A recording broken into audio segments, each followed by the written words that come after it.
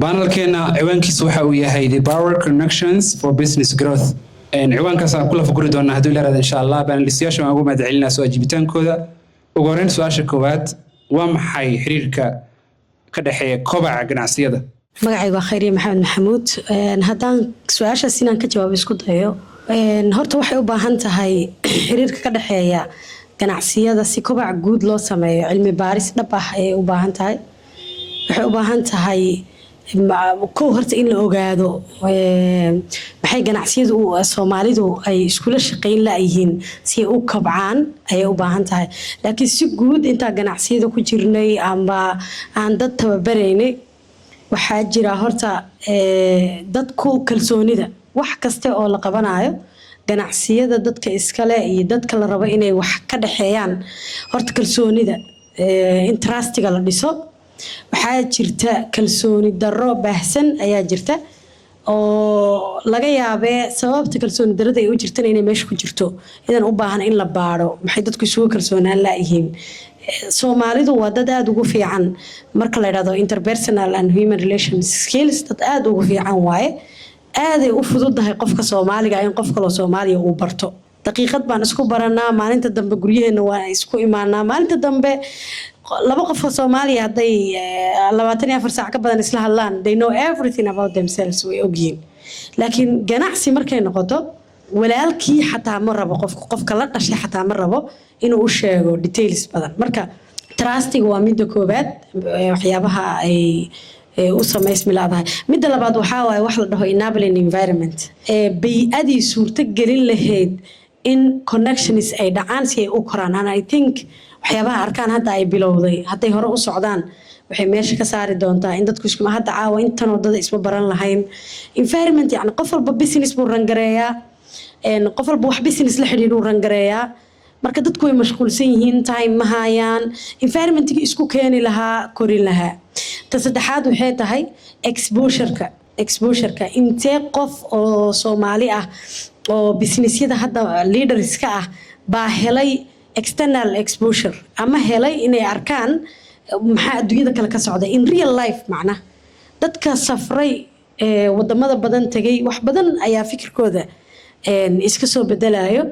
tusaale yar haddaan soo qaato wadankan la dhaho China, qofkii tagay uu ogyahay China ma jiro business kamilan ma jiro. China company kasta wuxuu soo saaraa one activity oo ka bida sector dhan kamid ah. tusaale ahaan hadda anaga haddaan tusaale yar soo qaato businessyada aan samayno waxay u badan yihiin sales, waxaan soo iibinay ama adeegyo, warshado ma lihin. laakiin iyaga dharka kaliya marka laga hadlaayo wax kasta oo dharkaas ku saabsan shirkad gooniya soo saartay. biin yar marada ku xiran shirkad baa soo saarta, marada shirkad gooniya, tolmaha shirkad gooniya.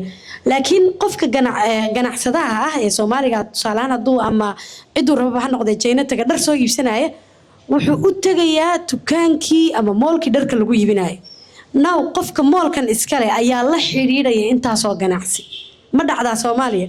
ma dhacdaa. tusaale ahaan haddaa u baahanahay tiimka Premier Bank waxay ka hadlayeen adeeg ay hayaan iyaga oo in iyaga laga soo doontay ay tahay. haddii maanta assessment la sameeyo waxaa la heli karaa kambaniyo Soomaaliyeed ama kambaniyo aan Soomaali ahayn laakiin adeeg Soomaaliyeed haya oo adeegaas dalka Premier ee hayso meelo kale ka raadinaya, ka cost badan, ka time badan. marka iyadana exposure-kana wuu yar yahay. waxaa kaleetoodo aad u yar oo ugu dambeyn aan kusoo gabagabeynayaa shay muhiim ah oo la dhaho governance, maamulka. wax kaste systemska iyo policieska guud ee dalka dowladda iskale. marka waa sidee xiriirka ganacsatada rabta inay fikirro waaweyn qabato iyo dowladda waa sidee? waxaa jira number 1 kalsooni darro ganacsatada iyo dowladda dhexdeeda. waxaa jira weak systemska dhankii governance-ga iyo dowladnimadii oo weak ah. waxaa jira intellectual property iyo la baqayaba oo hadda personally dadka dhan haddaad wareysatid survey yar haddaan samayno 90% ganacsatada Soomaaliyeed ama dadka fikirada haya way ka baqayaan bangiyada inay u doontaan maalgelin, way rabaan inay deyn u doontaan. dhahaan shaqadan aan wadaa deyn isii, laakiin ma jiro qof Soomaali ah oo ku dhiiran kara fikirkan aan wadaa inta dhaho presentation dhammaystiran jeediya bangi u tagay ma jiro.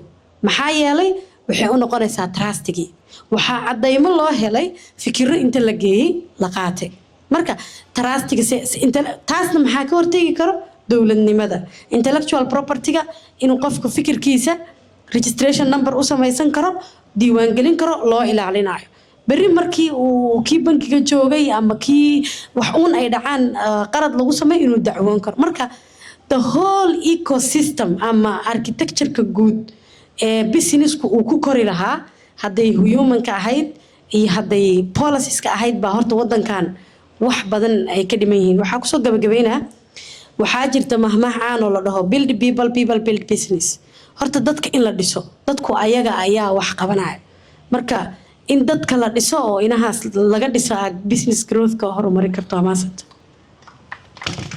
waa tahay aad u mahadsan tahay